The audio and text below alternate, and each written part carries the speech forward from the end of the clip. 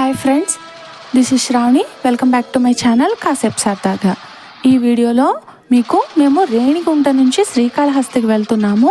మా జర్నీ ఎలా జరిగింది, మేము ఎక్కడ ఏ హోటల్లో స్టే చేసాము, రెంట్ ఎంత పే చేసాము, రూమ్ అది ఎలా ఉంది అనే డీటెయిల్స్ కంప్లీట్గా మీకు ఈ వీడియోలో చూపిస్తాను. మేము టెంపుల్కి బ్యాక్ సైడ్ నుంచి వచ్చాము. ఇలా టెంపుల్కి కొంచెం ముందుకు దాటి మనం వెళ్తే ఒక చిన్న రోడ్లా వస్తుంది రైట్ సైడ్లో. అక్కడే ఈ విజయ గ్రాండ్ అండ్ స్టార్టింగ్లోనే ఉంటుంది. కిందన అది కూడా చైర్స్తో అది చాలా నీట్గా ఉంది. ఇక రూమ్ విషయానికి వస్తే మాకు ఫస్ట్ ఫ్లోర్లోనే తీసుకున్నాము. ఏసీ రూమ్ తీసుకున్నాము. చాలా నీట్గా ఉంది రూమ్ అయితే. ఈ రూమ్కి 2600 ఛార్జ్ చేస్తున్నారు. బార్గెన్ చేసుకోవచ్చు, కన్సెషన్ ఇస్తున్నారు. వాష్రూమ్ కూడా చాలా నీట్గా ఉంది.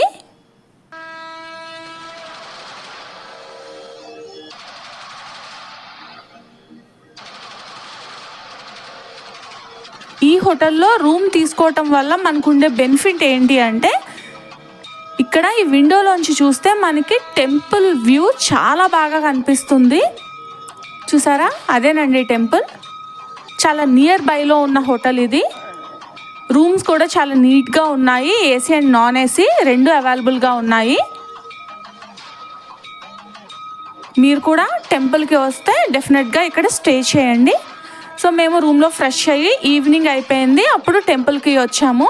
టెంపుల్లోకి ఫోన్స్ అలో లేదు, అందుకని ఫోన్ ఇక్కడే పెట్టేసి టెంపుల్కి దర్శనానికి వెళ్ళాలి.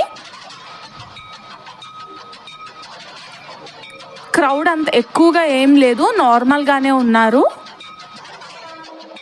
సో అదండి, మీకు ఈ ఇన్ఫర్మేషన్ యూస్ఫుల్ అవుతుంది అని ఈ వీడియోని చేస్తున్నాను. సో మేము ఇక దర్శనానికి వెళ్ళాలి.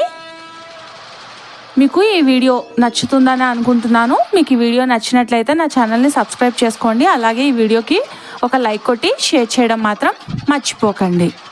కీప్ వాచింగ్ కాసేపు సరదాగా.